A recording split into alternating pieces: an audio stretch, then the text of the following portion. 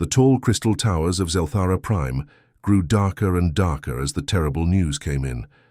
Another one of their beautiful worlds had been eaten alive by the monsters they called the Devourers. Ambassador Vectalar stood in the main communication center, his crystal body shaking with fear and sadness. He had to send out one last message to the galaxy, hoping someone, anyone, would help them. His voice carried across space like a sad song. The Zelani people spoke through beautiful musical sounds, and right now Vectalar's voice was full of pain. "This is our final call for help," he said, his words reaching every corner of the galaxy. "The Devourer creatures have already destroyed 7 of our 12 homeworlds. We are dying. Please, if anyone can hear this, we need your help right now." The Devourers were not like any enemy the galaxy had seen before. They were giant living ships that moved through space like hungry sharks. These monsters didn't just attack planets, they ate them completely. They consumed everything: the land, the water, the air, even the people. After they finished with a world, nothing was left except empty space where a beautiful planet used to be. Vectalar remembered when his own brother lived on Crystalla, the third world to fall. The last message from that planet was his brother's voice, singing a farewell song as the Devourers landed. Now Crystalla was gone, and his brother was gone too. The ambassador's crystal form flickered with grief as he thought about all the families, all the children, all the dreams that had been swallowed by these terrible creatures. Far across the galaxy, the important leaders sat in their fancy meeting rooms. The Galactic Council was supposed to help when terrible things happened, but they were all making excuses. The Corvani Empire was powerful and had huge armies, but their generals said they were too busy fighting other wars. "We cannot spare ships for this problem," they announced coldly. "Our military has more important things to do." The ethereal collective was even worse. These ancient beings acted like they were too wise and too important to get involved in messy problems. "We do not interfere in the natural order of things," they said in their mysterious way. "What happens, happens for a reason." It was easy for them to talk about natural order when it wasn't their people being eaten alive. The merchant guilds were the worst of all. They actually sat down with their calculators and computers to figure out if saving the Zelani would make them any money. After looking at all their numbers, they decided it wasn't worth it. The cost of a military operation would be too high, they announced, and the Zelani don't have enough valuable resources to pay us back. Sorry, but business is business. One by one, every major power in the galaxy found reasons to say no. Some said they were busy. Others said it wasn't their problem. A few even suggested that maybe the Zelani had done something to deserve this terrible fate. The most painful responses were from the civilizations that simply ignored the call completely, as if the Zelani people didn't even exist. Days went by with no help coming. Vectalar watched the space monitors as Zelthara's second moon suddenly went quiet. The Devourers had reached it during the night. Millions of Zelani families who lived in the crystal cities on that moon were gone forever. The ambassador felt his hope dying along with his people. Then something impossible happened. A crackling voice came through the communication system from the very edge of the galaxy, from a place most civilizations barely knew existed. The voice was different from the musical tones of the Zelani or the formal speeches of the great empires. It was simple, direct, and somehow warm. "This is Captain Hansol of the Earth Defense Fleet," the voice said clearly. "We got your message and we're coming to help you. Hold on, help is on the way." Vectalar's crystal body suddenly blazed with light, something that happened when Zelani felt strong emotions. He couldn't believe what he was hearing. Humans were the newest species to discover space travel. Most of the galaxy still thought of them as primitive creatures who had barely learned to leave their own planet. They had small ships, simple weapons, and no important friends among the great powers. But they were the only ones who said yes. Captain Hansol walked across the bridge of his ship, the ESS Determination, looking at the glowing screens that showed him everything about the Zelani Republic. The maps were heartbreaking. Red zones marked the places where entire worlds had been destroyed. Yellow zones showed planets under attack right now. Only a few green spots remained. the last safe places for billions of crystal people who were running out of time. Lieutenant Bora sat at her communication station, her headphones crackling with desperate voices from across Zilani space. She was young, maybe 25, and this was her first real mission outside of Earth's solar system. Her hands shook slightly as she translated the panicked messages coming through. "Captain," she said quietly, "I'm picking up emergency broadcasts from the fourth planet. They're saying the Devourers just broke through their outer defenses." Han Solo closed his eyes for a moment. Another world was about to die, and there was nothing they could do to get there in time. He had been a ship captain for 15 years, but he had never faced anything like this. Fighting pirates or dealing with space accidents was one thing. Trying to save an entire civilization from extinction was completely different. Tactical Officer Kyung-ho looked up from his computer terminal. He was older than most of the crew, a veteran who had served in Earth's early space missions. His calm voice cut through the tension on the bridge. "Sir, I just received confirmation from Earth Command. The big bosses have made their decision. We're authorized for a full humanitarian relief mission. They're sending everything we've got." The bridge fell silent for a moment. Everyone knew what this meant. Earth was about to risk its entire space fleet to help people they had never met. It was either incredibly brave or incredibly stupid, and nobody was quite sure which. Bora turned around in her chair, her young face full of confusion. "Captain, I don't understand something. The Zilani barely know we exist. Most of the galaxy thinks we're just primitive creatures who got lucky and learned to build spaceships. Why are we risking everything for them? What if we lose our entire fleet? What if we never make it home?" Her questions hung in the air like a challenge. It was a fair question, and Han Solo knew that everyone on the bridge was thinking the same thing. Earth had only been part of the galactic community for about 10 years. They were still learning how things worked out here among the stars. The smart thing would be to stay out of other people's problems and focus on building up their own strength. Han Solo looked around at his crew. These were good people, engineers, pilots, soldiers, and scientists who had volunteered to serve far from home. They had families back on Earth, dreams and plans for the future. He was asking them to risk all of that for strangers. "You want to know why?" Han Solo said, his voice getting stronger. "Because back on Earth we have a saying. We learned it the hard way, through wars and disasters and terrible times. The saying is simple. If you can help and you don't, then you're part of the problem. The Zilani are dying. We can help, so we help. It's that simple." He walked over to the main viewing screen, which showed the star map of their route to Zilani space. Every other powerful civilization in this galaxy had a choice. They could have sent ships, weapons, supplies, anything. Instead, they chose to do nothing. They made calculations and decided that Zilani lives weren't worth the cost. That's not who we are. That's not who we want to be. The communication system crackled to life with a new message from Earth Command. Admiral Park's voice came through clearly. "All ships, this is your final briefing. We know the odds. We know the risks. You are authorized to use any and all resources necessary to protect civilian lives. Good luck and come home safe." Within an hour, 12 human ships were ready to jump to hyperspace. It wasn't much compared to the massive fleets of the galactic empires, but it was everything Earth had. The ships were loaded with medical supplies, food, weapons, and most importantly, people who refused to stand by and watch a genocide happen. As the fleet prepared to leave, Han Solo received one last message from Ambassador Vec Talar. The crystal being's voice was full of wonder and confusion. "Captain Han Solo," the message said, "I must ask you something that puzzles me greatly. In all my years of diplomacy, no species has ever offered help without demanding something in return. Usually they want territory, or resources, or political favors. What do you humans want from us?" Han Solo smiled sadly as he recorded his response. "Ambassador, we don't want anything except to do what's right. See you soon." The fleet jumped to hyperspace, leaving Earth behind. They were heading toward the biggest fight of their lives, and nobody knew if they would win or even survive. But they were going anyway because sometimes doing the right thing matters more than doing the smart thing. When the human fleet dropped out of hyperspace, Captain Han Solo felt his heart sink into his stomach.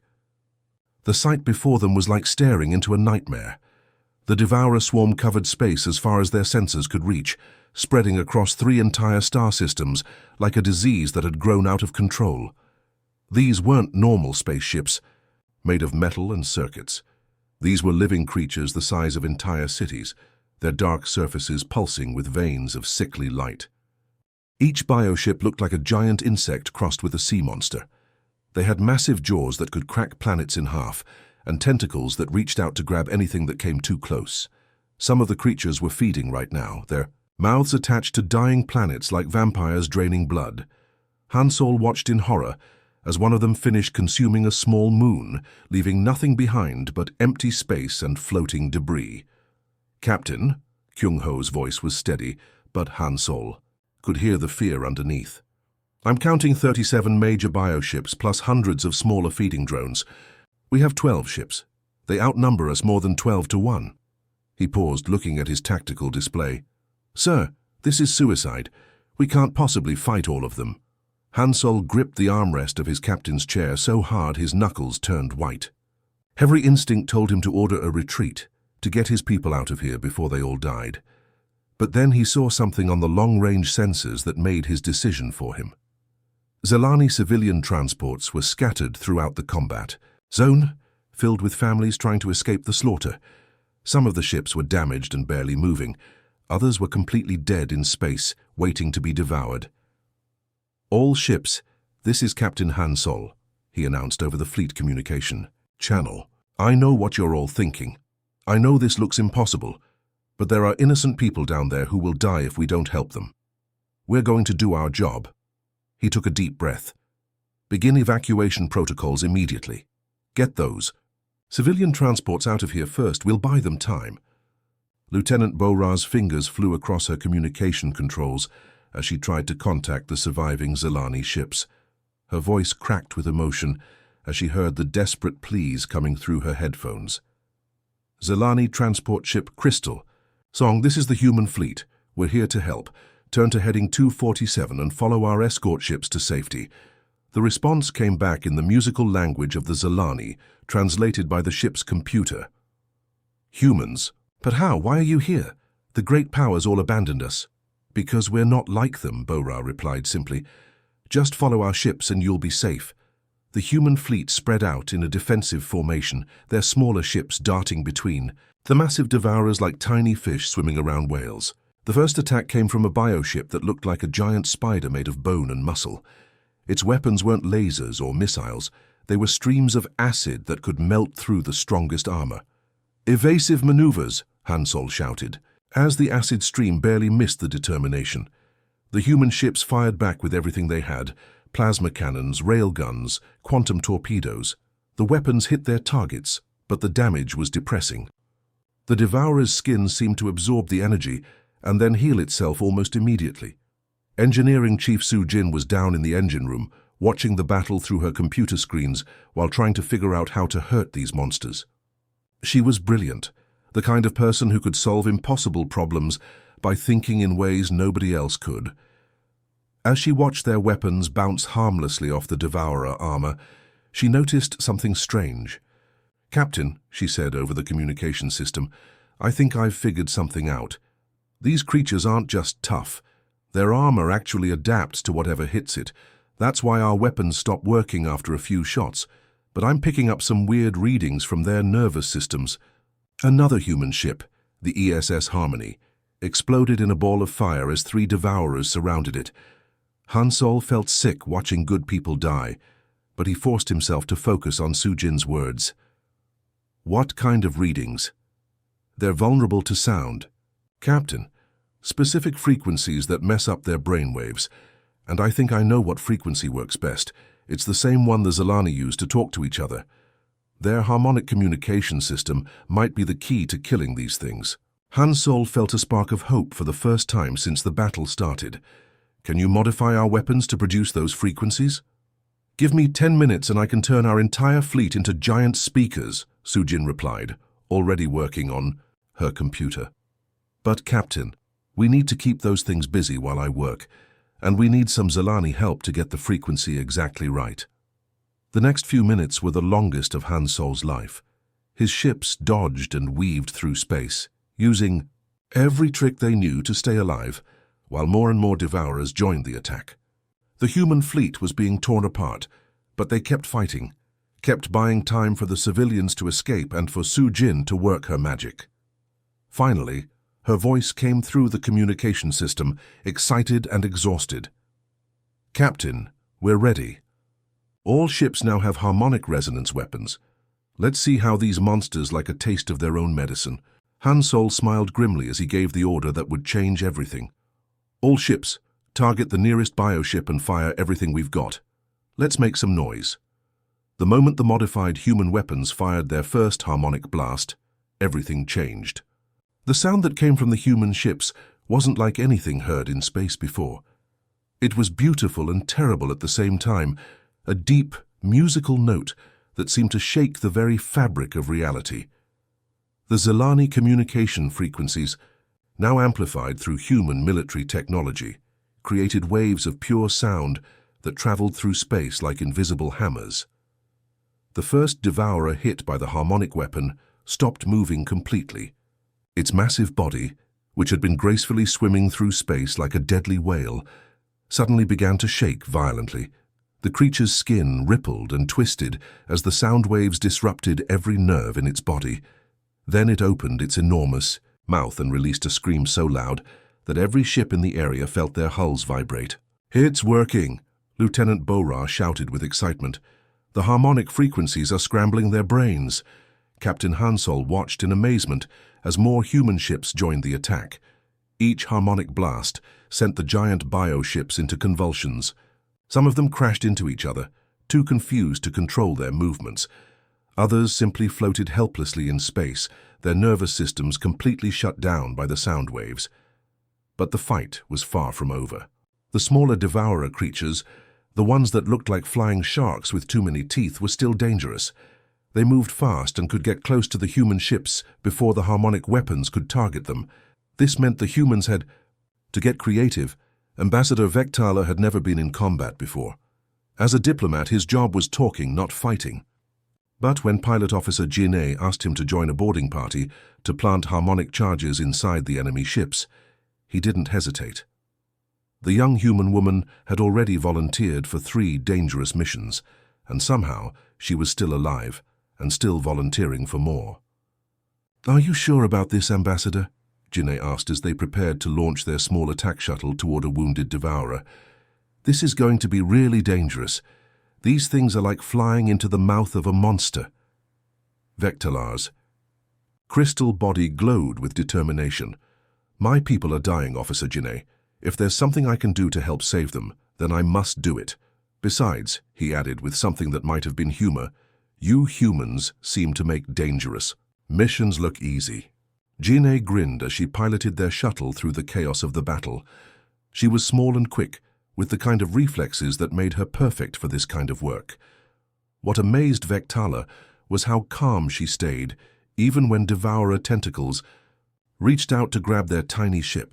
She just laughed and spun the shuttle out of the way like she was playing a game. "You know what I don't understand?" Jin'e said as she dodged another attack. "Back on Earth, everyone always told us that we were too emotional, too reckless, too willing to take stupid risks. They said those were weaknesses, but out here, fighting these things, it feels like those are exactly the qualities we need."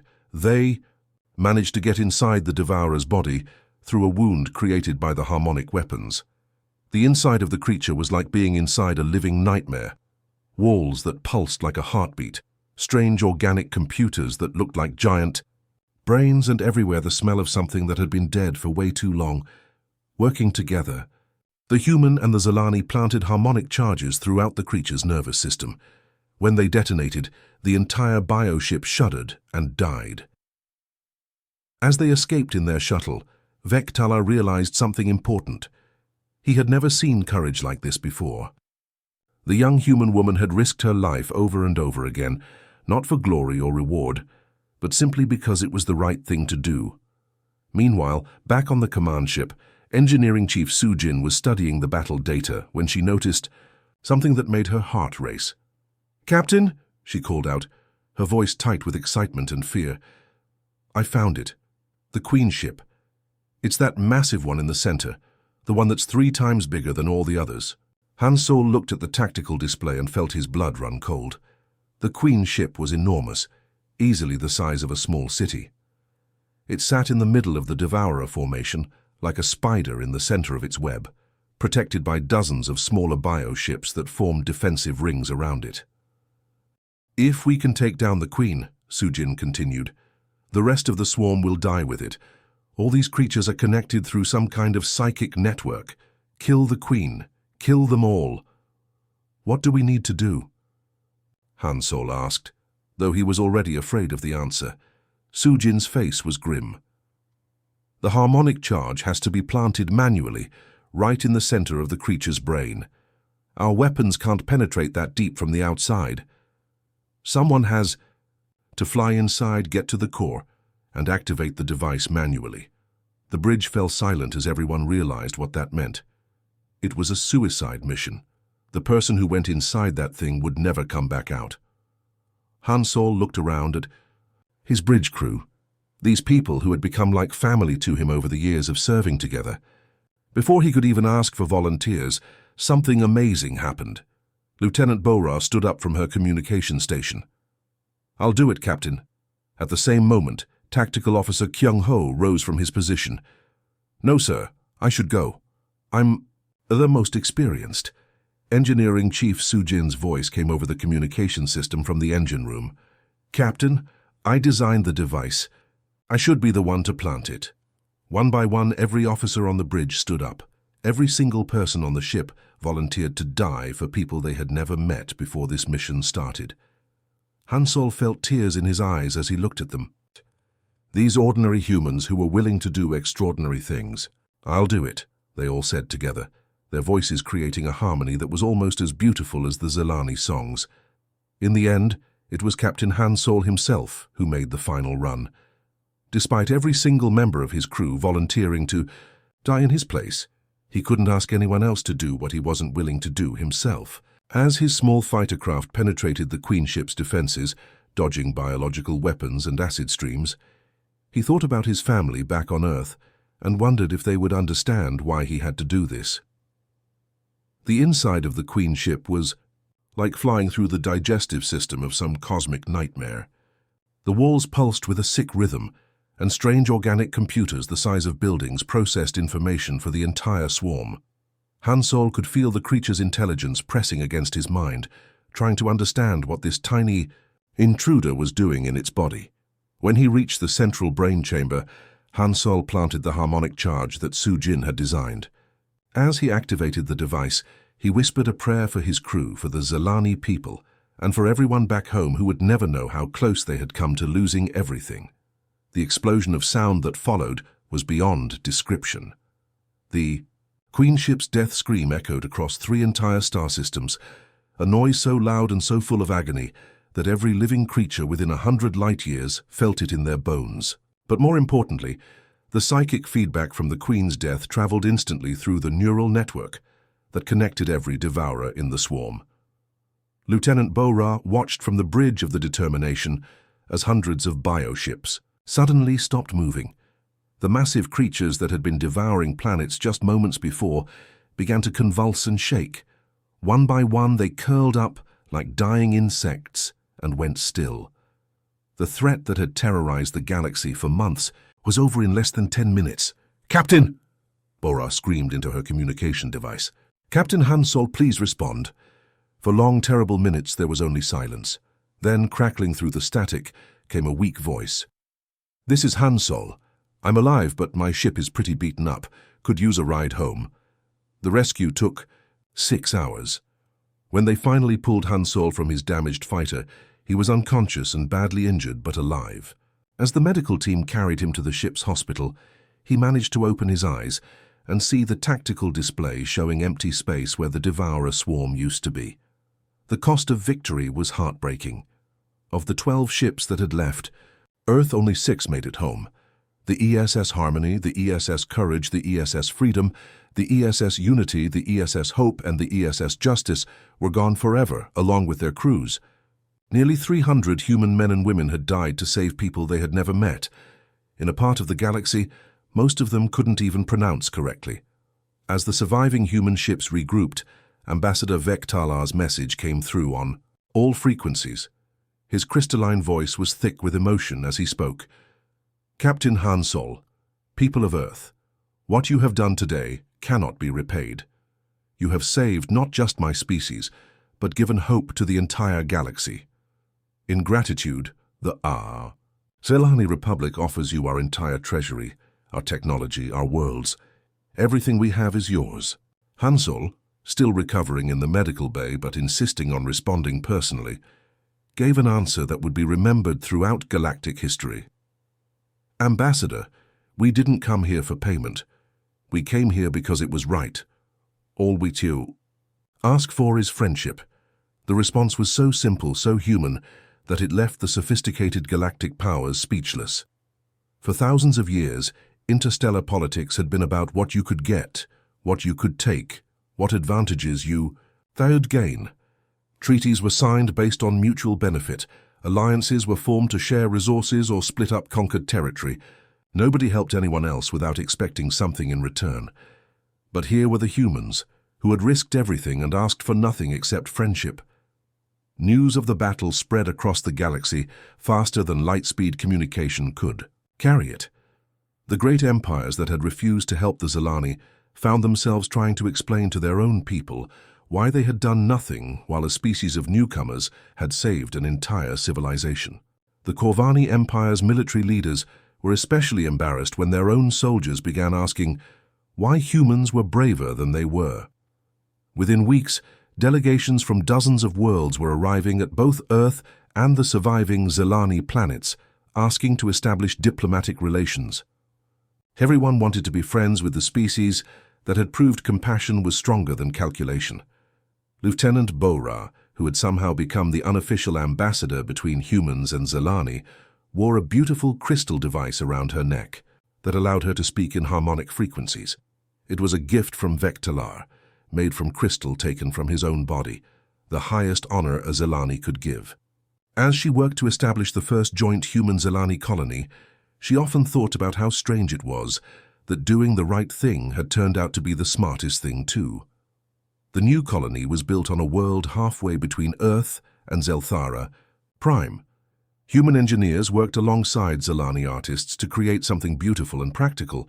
Human families taught Zelani children how to play baseball, while Zelani families taught human children how to sing in harmony. It was chaotic and wonderful, and completely unlike anything the galaxy had ever seen before.